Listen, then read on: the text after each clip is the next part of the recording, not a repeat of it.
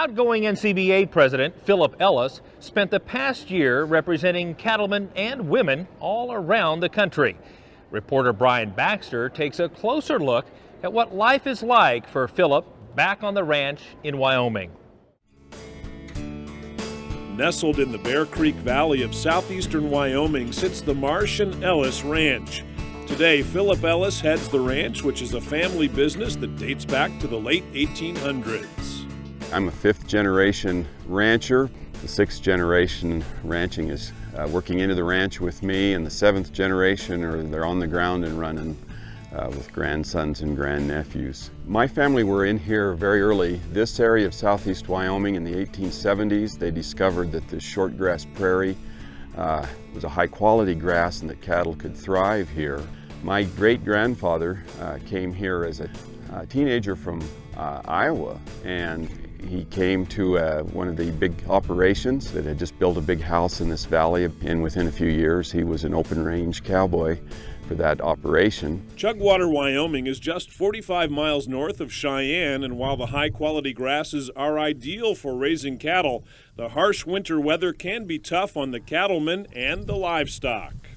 So by the 1889, my teenage great-grandfather and a teenage gal had married and established their own operation. And they got that opportunity because the blizzards of 86 and 87 took out the large cattle barons' herds. They didn't understand that there could be harsh winters here.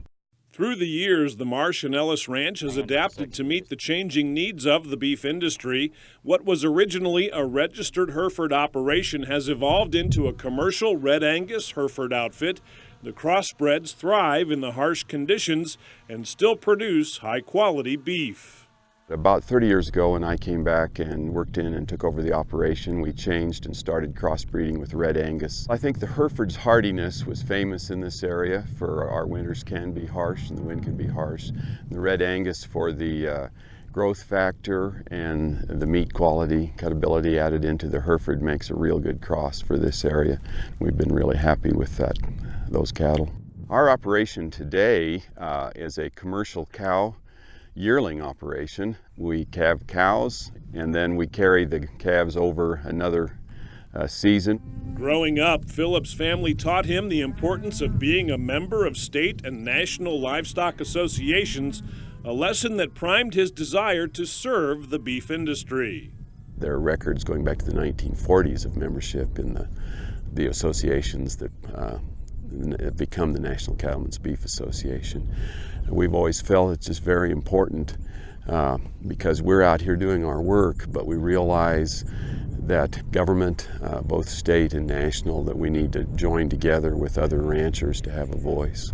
Philip began volunteering in the cattle industry more than 30 years ago with the Laramie County Stock Growers Association. This local beginning launched a career of industry service, and since then he's held a variety of roles at both the state and national levels. He was president of the Wyoming Stock Growers Association and NCBA's Region 5 vice president. A notable leader, no doubt, Philip says his love for the cattle industry drives him to continue volunteering for the greater good. And following my family's example, I got involved at the state level. And so it is important for me to be there and to lend my voice and things I can do to help the beef industry. When you enjoy and are passionate about the industry, they say you'll never work a day in your life. And I think this is an industry one can be passionate about. And one thing I love about involvement in NCBA is that as I travel across the country and I speak and meet with and visit with cattle people, agricultural people, I'm always home. When I'm with beef cattle people, I'm always home. As he travels the country, Philip finds taxes are a concern for farmers and ranchers. Tax burdens can cripple cattle operations in the present, but also for years to come. Philip knows the value of planning for generational transfer on his own ranch, and one of his goals as NCBA president is to establish long-term tax solutions for cattle producers. We have done a lot of transition planning, given the realities of the estate tax and having to plan for that. Like all ranchers, we have a land base, cattle base here, but as far as capital, our outfit would never been able to withstand an estate tax. So we've done extensive planning with the generations to handle that. Part of that has been an understanding that the assets, if the ranch is going to continue, need to make a plan for them to go to the people that are on the ranch. Our role is to really support those family members that are ranching, and that has been successful through 3 generations so far. Policy work, educational outreach, and promotion all play a role in the success of the beef industry. Philip says each of these areas are critical for NCBA to work in to correct consumer misconceptions about beef production and to fight against regulatory overreach. We're constantly challenged by government regulations, and we talk a lot about that.